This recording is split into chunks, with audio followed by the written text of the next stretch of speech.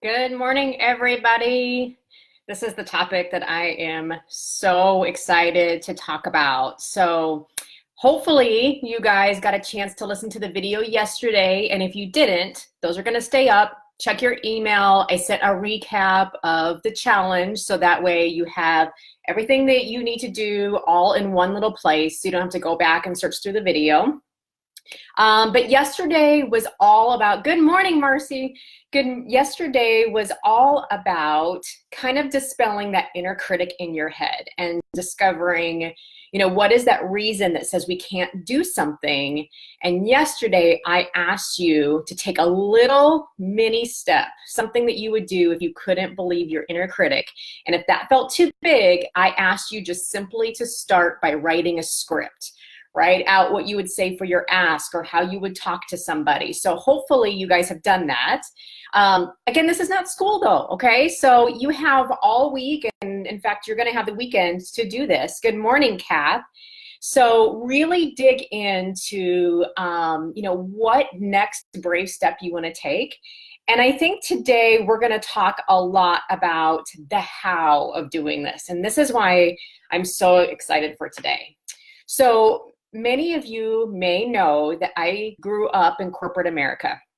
And to be more specific, I grew up in the banking and financial services industry. So in this industry, everything is data-based. Data-based decision-making, all of your decisions need to be data-based. They need to be rational and logical and like, give me the proof, give me the numbers. And so even though I had a really strong intuition, lots of times I would go against it. And I'd be curious, have you guys ever kind of gone against your gut only to have like it never pay off?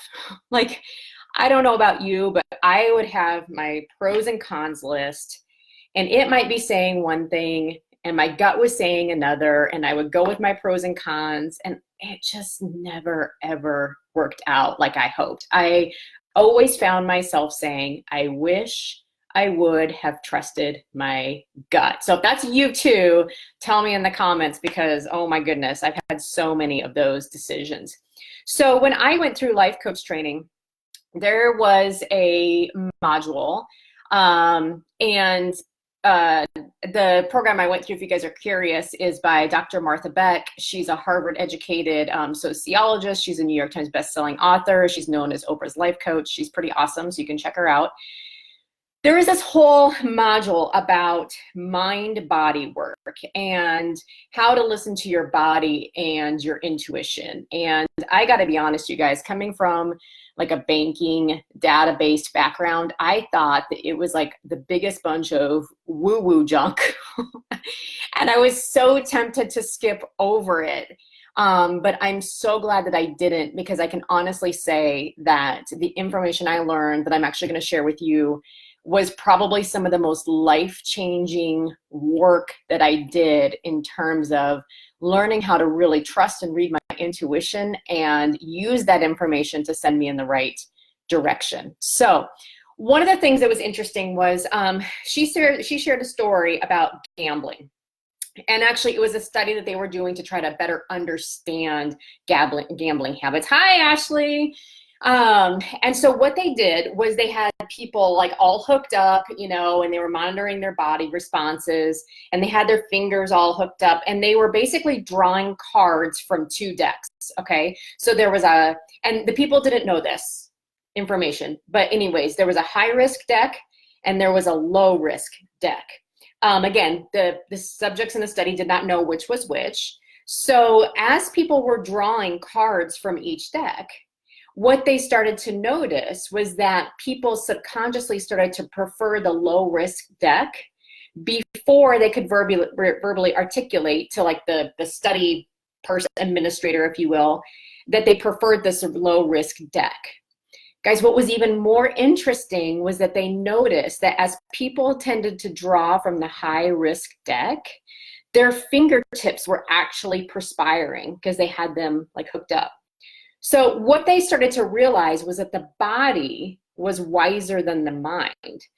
And that the body was giving all of these signals that like, no, stop, like this isn't for you, this is too high risk, you need to be spending your time here, before the person could actually articulate and make sense rationally and logically that like this is the deck that they wanted. So as neuroscience was doing more research, she was sharing that there's actually a body of evidence shows that our verbal brains can process information at about 40 bits per second, which is what you and I are processing right now. That's pretty impressive. But what was even more fascinating was that our bodies, specifically our nervous system, so like the cluster of nerves that sit like in our chest, our heart, our gut, that kind of go throughout our body, they process information at 11 million bits per second. Like that was mind-blowing to me. And so what the culture of the West doesn't often honor is how our bodies provide us with so much information, and they're a lot wiser than our minds. Good morning, Jody. And so I want us to kind of tap into that today, because I want you to help get you acquainted with your brave energy. And so I'm going to just ask you to, now don't do this if you're driving. Again, you can do this as homework. I'm going to send it out. But here's what I would like you guys to do to kind of tap into what that brave energy tells you. I would love you to just close your eyes. Again, if you're driving, don't do this. And I want you to think about a time in your life that your health was better than normal. Good morning, Angelica. Hey, Angie. And you were doing an activity that you loved. You were with people that you loved. Maybe you were in a place that you loved. Everything about it felt in flow, okay? So music, weather, temperature, the people, the activity. I want you to picture yourself in that event. And this is an event that you could do every day for the rest of your life, and like literally it would be heaven for you, okay? You don't need to share that, but I want you to actually name some of the emotions or some of the sensations in your body that you feel when you think of that moment. Like, where does it come out of your body? Does it feel light in your chest? Do you feel like your shoulders drop? In fact, when I work with my clients, lots of times they have a hard time telling me exactly how they feel or what sensation it is. So I'm going to send this out because I have what I call a wheel of emotions, because some people are like, I don't know, it just feels amazing and bright and fizzy. And so, you know, maybe it feels playful or peaceful, optimistic, hopeful, inspiring, successful, confident. You know, what is that feeling in your body? That's how you always know when you're moving in the direction that you should be going. That's your body telling you, heck yes. Like, this is where you're meant to go. This is what you're meant to do, okay? So I want you to kind of come up with some nouns. That'll kind of be part one of your assignment. And again, you can do this later too if you need some time to reflect and really get yourself there.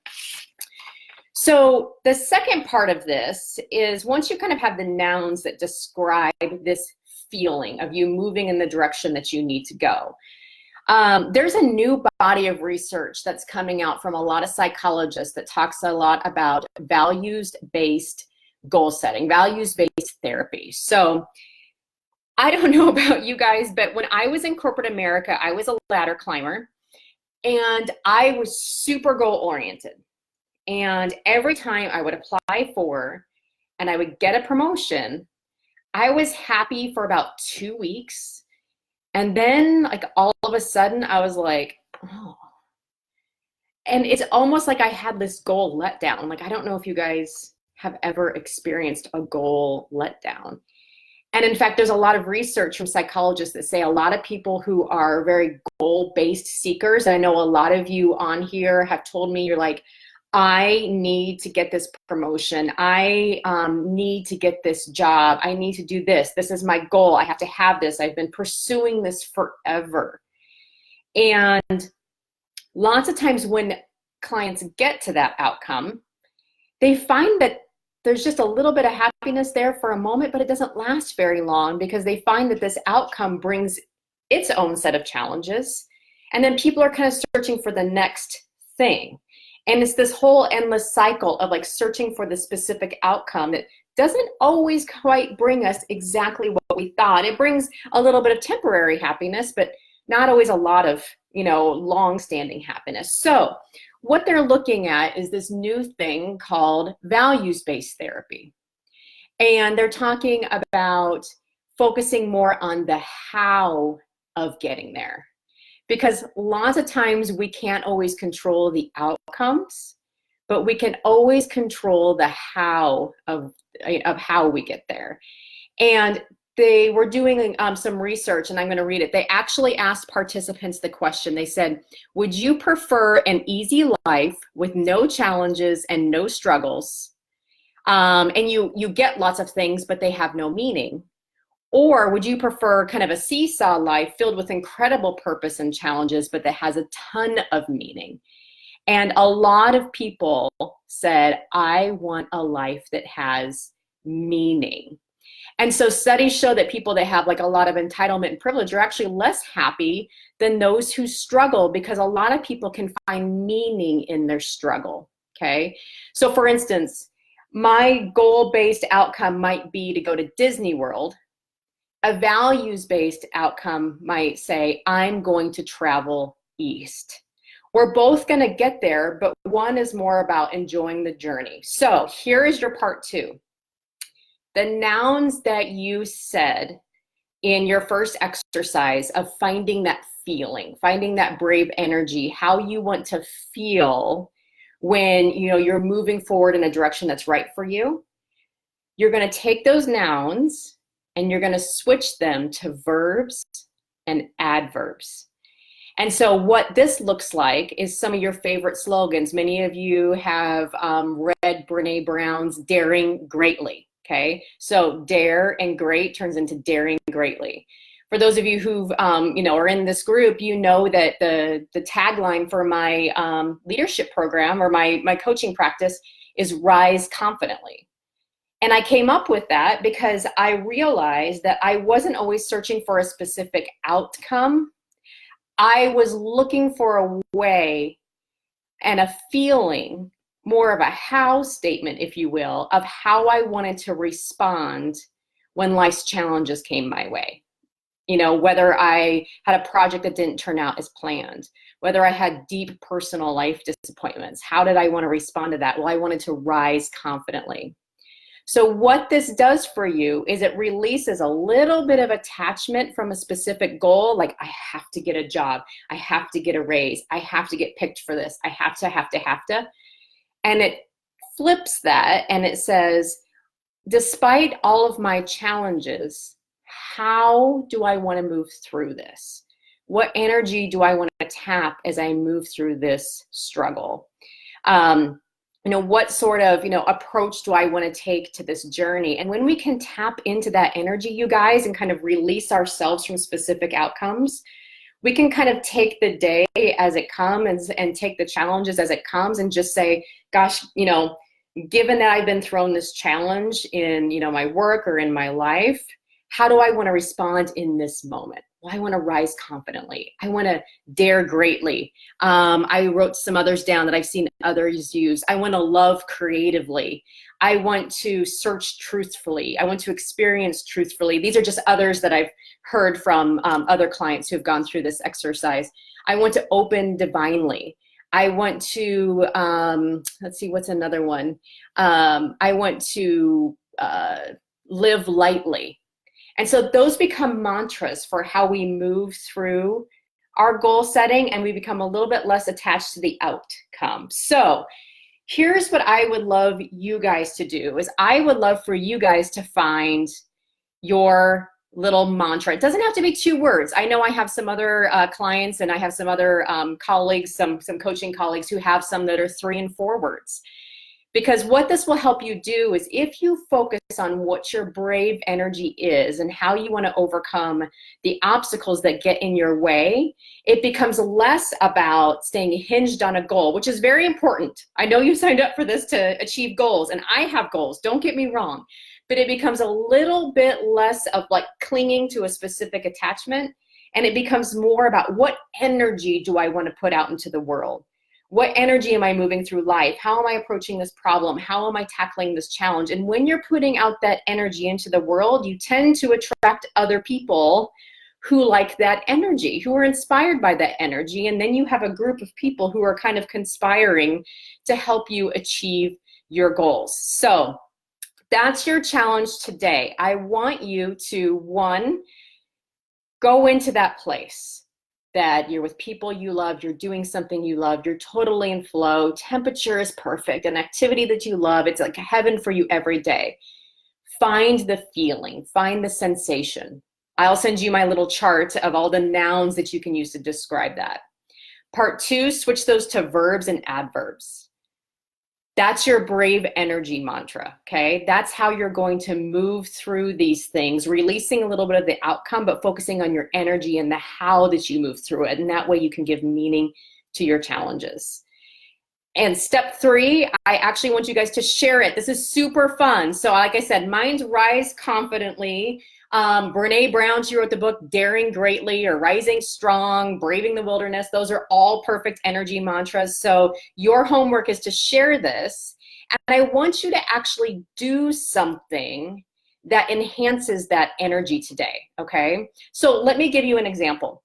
One of the things that really kind of inspires my rising confidently, or when I feel really challenged or really scared to do something, maybe it's to make an ask. Okay, I want to like send out an ask to somebody, or I'm getting ready to launch a program. One of the things that kind of summons up all my brave energy is to exercise, to get on the bike, to take a walk. So what I do, this is my secret, what I do is when I have really brave asks to make, I'll go on a walk and I'll walk a little bit until I kind of get into that really positive flow, and then I'll start typing my ask. And so putting myself in that energy kind of gives me the courage to make really brave asks, you know, to find the right words, to take courageous leaps. And so I would challenge you guys to do that today. Get into your brave energy and make an ask. Okay, do something that's going to advance you in the direction of your goals. So science has shown that people who are actually pursuing more values-based ways of moving through life are actually more successful than those who are simply pursuing goals alone. So I want you to find your brave energy, go practice your brave energy. The $50 gift card that I'm giving for participation is all about supporting your brave energy and your goals. And so, like I said, when you participate, you get entered in for this $50 gift card. And at the end, whoever wins, I'm going to ask you, what was your brave energy mantra? What helps you get into this brave energy? What is your goal? And your $50 gift card will be to a place of your choice that helps you, you know, puts you in that awesome energy space, or helps you pursue your goals. So whatever that looks like for you. And for you, if you're like, I'm in my brave energy when I am getting a massage, then awesome. That's where your gift card is. Okay, so totally up to you. So that's your challenge for today. If you guys have questions, throw them in the comments. This is exciting because this has been a game changer, and really listening to what energy helps propel me forward. Tomorrow, we're actually going to talk a little bit about how to know when you should say no and how to set boundaries and what that feels like. So this has been game-changing stuff for me. So that's all I have for you guys. I will hang for a minute and see if you guys have questions. Thanks for joining me. I can't wait to see all you guys' brave energy mantras and see how creative they are. And again, they don't have to be 2 words. I've seen them in 3 and 4 words, but hopefully that helps you attract some super positive energy as we keep moving. All right, guys, if you guys don't have any questions, I look forward to hearing all about it. Look for your email. Of course, I'll send the handout and some an article you can read. And if you still have your challenges from yesterday to post, do that so you can get entered for the gift card. And I will talk to you guys tomorrow. Have a good one.